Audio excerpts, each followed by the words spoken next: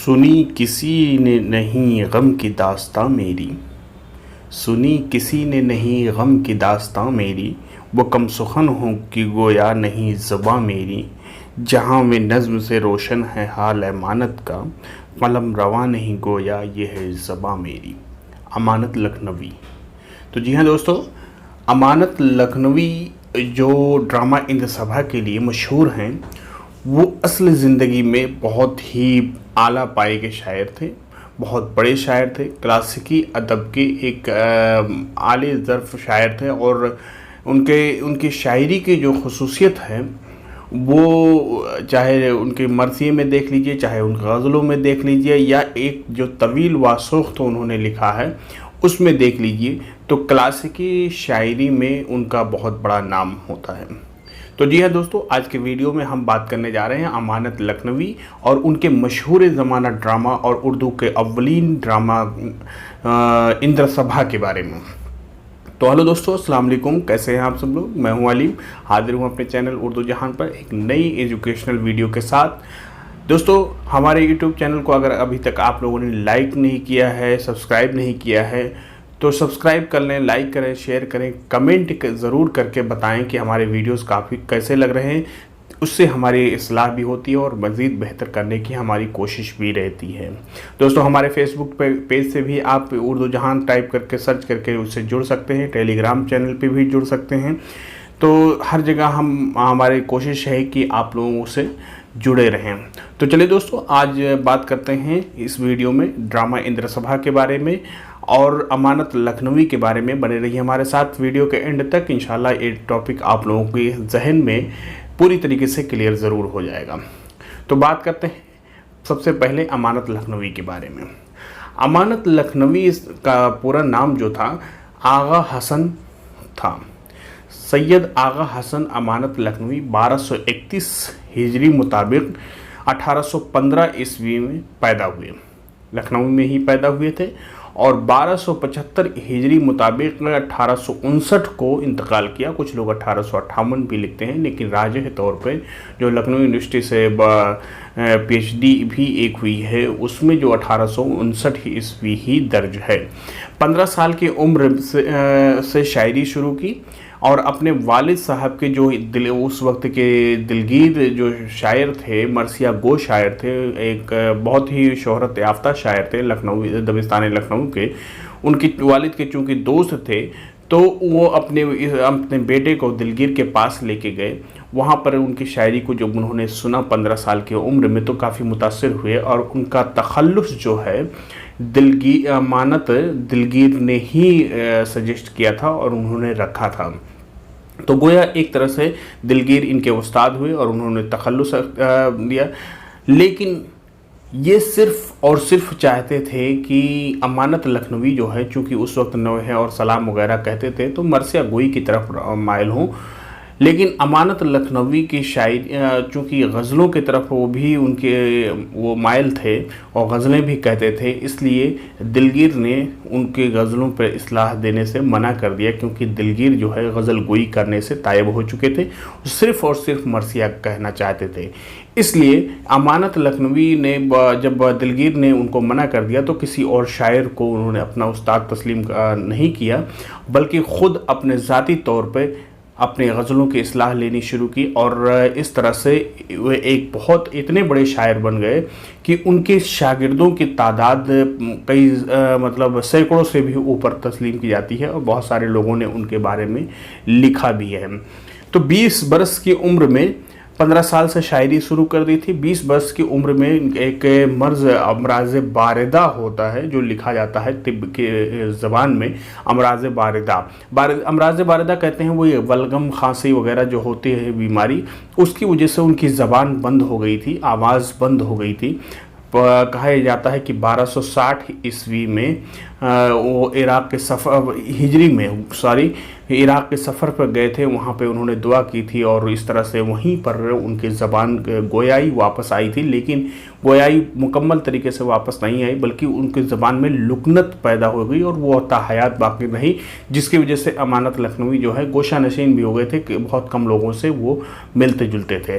अमानत के बेटे सैयद हसन लताफ़त जब उनके इंतकाल के बाद उनके कुलियात को उन्होंने मुरतब करके शाया किया, इनके बड़े बेटे हैं, तो उन्होंने दीवान के सरवर पर लिखा था मूजिद रियायत लफ्ज़ी, यानी रियायत लफ्ज़ी के मूजिद इन्होंने इनके बेटे ने अपने वालिद को बयान किया था, लेकिन ये हकीकत नहीं है। ये इसके बारे में भी तहकीक करके बताया गया कि मज़मून जो थे, मज़मून और यकरंग वगैरह जो थे मज़मून शायर, तो वो रियायत लफ्ज़ी के असल मूजिद हैं। अमानत की शायरी में मरसिए की कसरत है, 300 बंद पर मुश्तमिल एक उनका मशहूर वासोख्त है जो अलग से किताबी शक्ल में भी है मौजूद है। तो ये तवील वासोख्त उनके कलाम में शामिल है। इसके अलावा गज़लों की भी बहुत लंबी फहरिस्त मौजूद है। एक तरह से देखा जाए तो अमानत लखनवी जो है बुनियादी तौर पे वो बहुत बड़े शायर थे। उन्होंने आखिरी ज़िंदगी में अपने एक ड्रामा लिखा 1892 में, जो उर्दू का अव्वलीन ड्रामा तस्लीम किया गया, जिसका नाम इंद्र सभा है।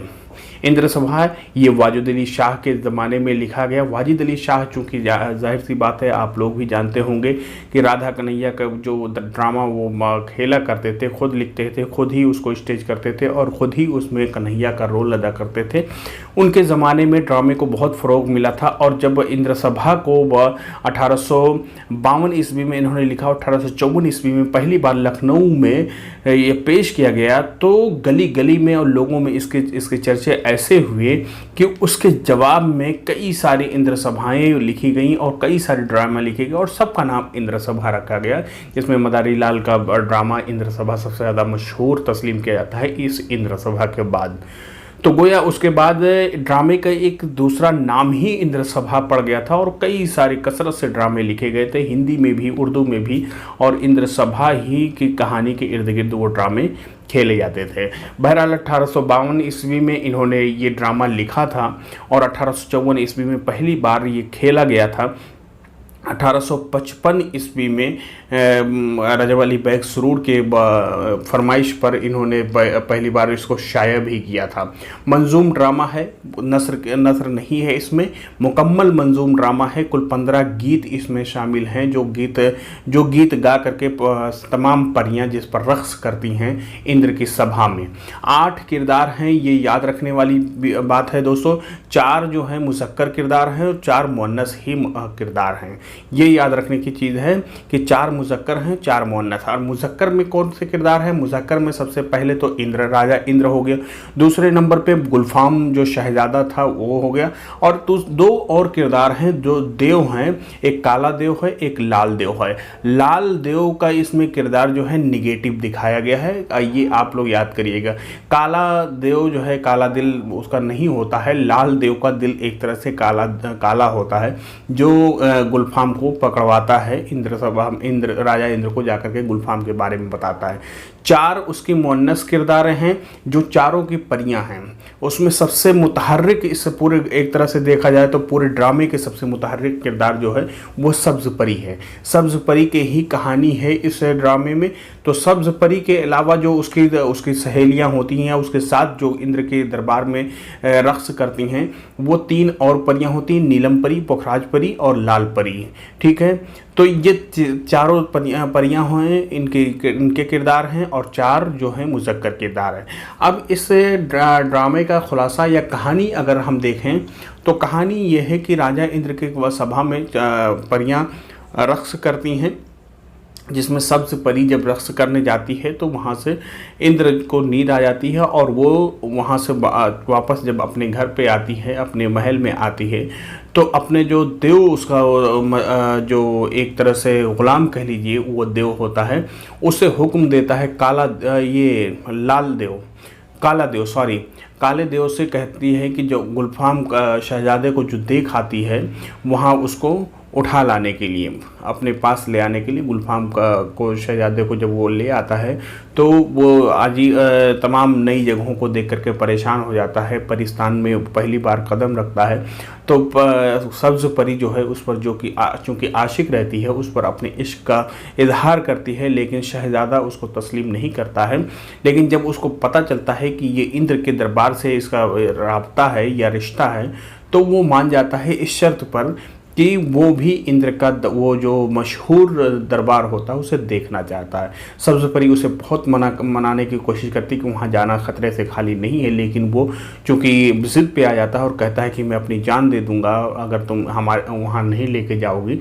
तो मजबूरन सब्ज़ परी उसको भेष बदल करके लेकर के वहाँ जाती है, लेकिन चूँकि लाल देव की नज़र उस पर पड़ जाती है वो जाके राजा इंद्र को बता देता है कि हमारे यहाँ दरबार में एक इंसान भी आ गया है जिससे राजा इंद्र जो है वो गज़बनाक हो जाता है और उसको गुलफाम को पकड़ करके कोहे काफ में कैद कर देता है और जो सब्ज़ परी होती है उसके पर उसके बाल काट करके उसको अपने दरबार से या अपनी हुकूमत से जिला वतन कर देता है।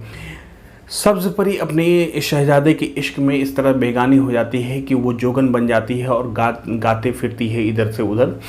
राजा इंद्र के दरबार में उसके गाने की शोहरत जब पहुंचती है तो राजा इंद्र चूँकि गाने और बजाने का शौकीन होता है वो भी परी को उस जोगन को तलब करता है कि वो भी सुनाए।